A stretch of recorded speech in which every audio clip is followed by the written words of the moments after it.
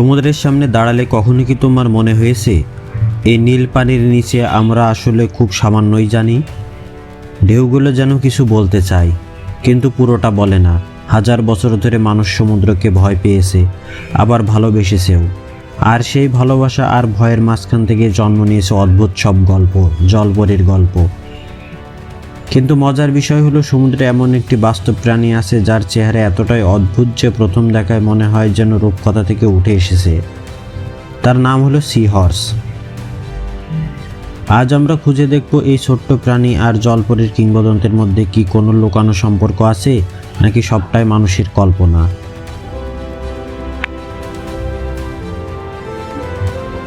C horse আসলে একটি সামুদ্রিক মাছ। এর বৈজ্ঞানিক নাম হলো হিপ্পোক্যাম্পাস। হিপ্পোক্যাম্পাস শব্দটি এসেছে গ্রিক ভাষা থেকে, যেখানে হিপ্পো মানে ঘোড়া আর ক্যাম্পাস মানে সমুদ্র দানব।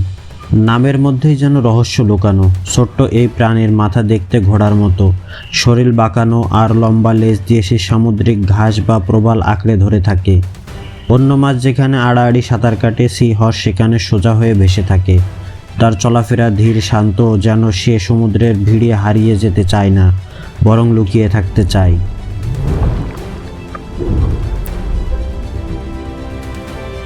সি হর্সের শরীরে সাধারণত মাছের মতো আঁশ নেই, তার বদলে আছে শক্ত হাড়ের প্লেট, যা তাকে এক ধরনের বর্বের মতো সুরক্ষা দেয়।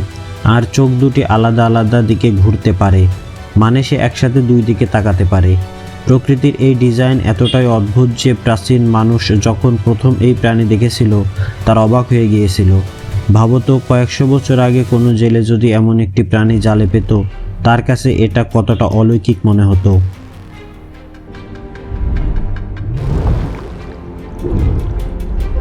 সবচেয়ে বিস্ময়কর বিষয় হলো, সি হর্সের ক্ষেত্রে পুরুষ মাছ গর্ভধারণ করে।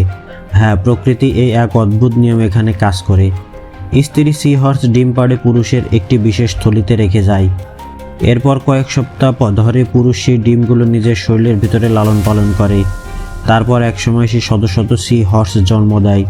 এই দৃশ্য যারা প্রথম দেখেছিল তাদের কাছে এটা নিঃসন্দেহে অলৌকিক মনে হয়েছিল। অনেক নাবিক এই অদ্ভুত জন্ম প্রক্রিয়াকে রহস্যময় শক্তির সাথে তুলনা করেছিল। এখান থেকেই হয়তো সমুদ্রে ঘিরে আরও কল্পকাহিনীর জন্ম হয়েছে।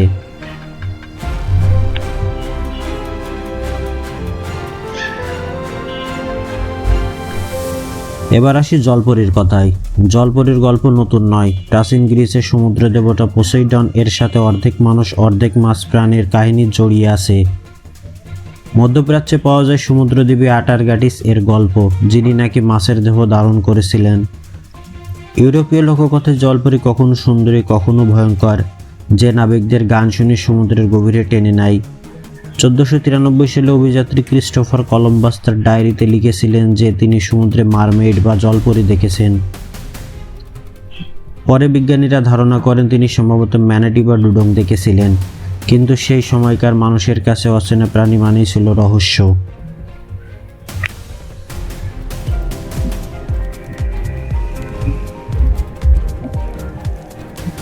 এখন প্রশ্ন উঠতে পারে, সি হর্স কি জলপরীর গল্পের পেছনে কোনো ভূমিকা রেখেছে?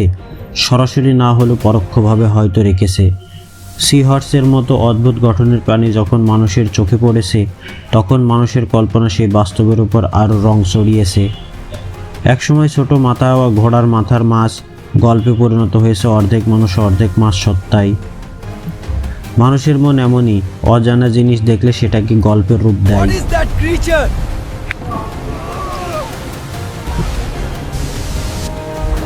বিজ্ঞান বলে জলপরীর অস্তিত্বের কোনো প্রমাণ নেই। পৃথিবীর সমুদ্রে বিশাল অংশ যেন পুরোপুরি অনাবিষ্কৃত হলেও মানবাকৃতির কোনো সামুদ্রিক প্রাণীর অস্তিত্ব ইঙ্গিত পাওয়া যায়নি।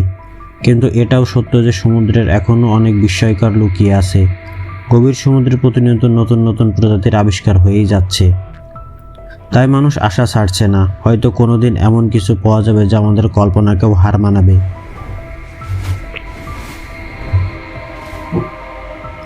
বাংলাদেশের উপকূলীয় এলাকাতে জলপরীর গল্প শোনা যায়। জেলেরা মাঝে মাঝে বলে গভীর রাতে তারা অদ্ভুত শব্দ শুনেছেন, কেউ বলে পানির উপর ছায়া দেখেছেন। এগুলো আসলে বৈজ্ঞানিক ব্যাখ্যা থাকতে পারে, কিন্তু লোককথা সেগুলোকে রহস্য পরিণত করে। অন্যদিকে সি হর্স আমাদের চোখের সামনেই আছে, কিন্তু তার জীবনচক্র, তার আচরণ, তার গঠন সবই এক অস্বাভাবিক যে সেটাকেও রূপকথার মতোই মনে হয়। শেষ পর্যন্ত হয়তো সত্যটা খুব সহজ, সি হর্স বাস্তব, জলপরি কল্পকাহিনী। কিন্তু কল্পকাহিনীর জন্ম নেয় বাস্তব থেকেই। সমুদ্রের ঢেউ, অন্ধকার, গভীরতা, অচেনা প্রাণী সব মিলিয়ে মানুষের গল্প তৈরি হয়, আর সেই গল্প প্রজন্ম থেকে প্রজন্ম ছড়িয়ে পড়ে। সমুদ্র এখনও তার সব রহস্য আমাদের দেখায়নি। হয়তো জলপরি নেই, কিন্তু সি হর্স প্রমাণ করে প্রকৃতি নিজে এত বিস্ময়কর যে তা আলাদা করে রূপকথা বানানো দরকার পড়ে না। তুমি যখন সমুদ্রের সামনে দাঁড়াবে একটি ভেবে দেখো, এই বিশাল জলের নিচে কত গল্প লুকিয়ে আছে। কিছু গল্প আমরা জানি, কিছু গল্প বিজ্ঞান ব্যাখ্যা করেছে, আর কিছু গল্প এখনও শুধু ঢেউয়ের শব্দের মতন ফিসফিস করে গোপন রয়েছে।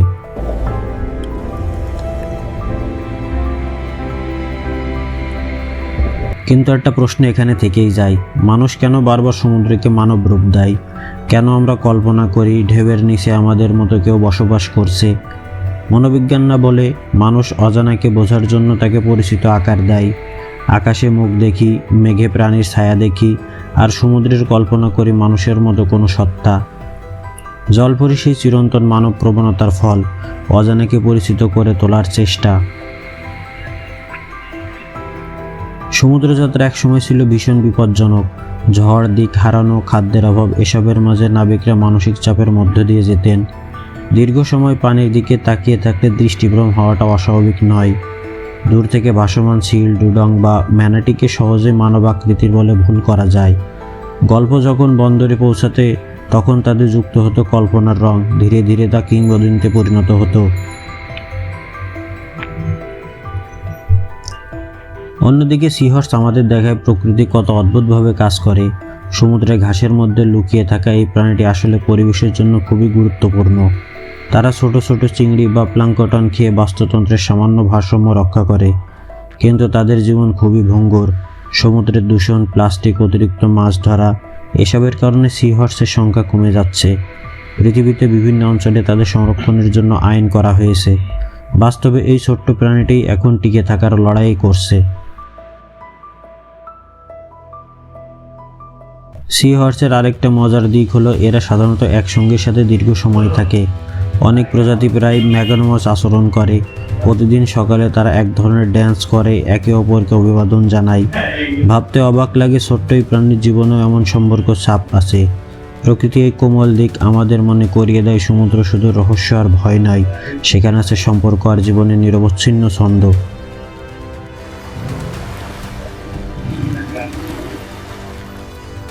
এবার যদি আমরা আবার জলপরীর গল্পে ফিরি, দেখি বিভিন্ন সংস্কৃতিতে জলপরীর চরিত্র ভিন্ন। কোথাও সে বিপদের প্রতীক, কোথাও প্রেমের প্রতীক, কোথাও আবার সতর্কতার প্রতীক। অনেক উপকূলীয় সমাজে জলপরীর গল্প ব্যবহার করা হতো শিশুদের সমুদ্র থেকে দূরে রাখতে। অন্ধকারের পর সমুদ্রে যেও না, এই সতর্কবাণী গল্পের মাধ্যমে ছড়িয়ে দেওয়া হতো। অর্থাৎ জলপরীর কিংবদন্তির পেছনে সামাজিক প্রয়োজনও কাজ করেছে। মজার ব্যাপার হলো আধুনিক যুগেও মানুষ জলপরীর অস্তিত্ব নিয়ে আগ্রহ হারায়নি। ইন্টারনেটে মাঝে মাঝে ভাইরাল হয় কোনো অদ্ভুত ভিডিও বা ছবি, কিন্তু বিশ্লেষণ করলে দেখা যায় সেগুলো হয় সম্পাদিত, নয়তো ভুল ব্যাখ্যা। তবুও কেন মানুষ বিশ্বাস করতে চায়? কারণ রহস্য আমাদের কৌতূহল বাঁচিয়ে রাখে। আমরা চাই পৃথিবীতে এখন এমন কিছু থাকুক যা পুরোপুরি ব্যাখ্যা করা যায়নি। তুমি যদি কোনোদিন সমুদ্রের জলে হাত ডোবাও, মনে রেখো এই জলের নিচে আছে বাস্তব প্রাণী, যারা সমুদ্রে নিজেদের মতো করে বেঁচে আছে। আর একই সাথে আছে হাজার বছরের গল্প যা মানুষ বানিয়েছে ভয়, ভালোবাসার কৌতূহল থেকে। সি হর্স হয়তো ছোট্ট নীরব এক প্রাণী, কিন্তু তার ভেতরে লুকিয়ে আছে সেই রহস্যের বীজ, যেখান থেকে জন্ম নিতে পারে জলপরীর মতো কিংবদন্তি। সমুদ্র কখনো পুরোপুরি নীরব নয়। ঢেউয়ের শব্দে, বাতাসের গন্ধে আর অন্ধকার গভীরতায় বাস্তব আর কল্পনার পাশাপাশি ভেসে থাকে। আর হয়তো এটাই সবচেয়ে বড় রহস্য।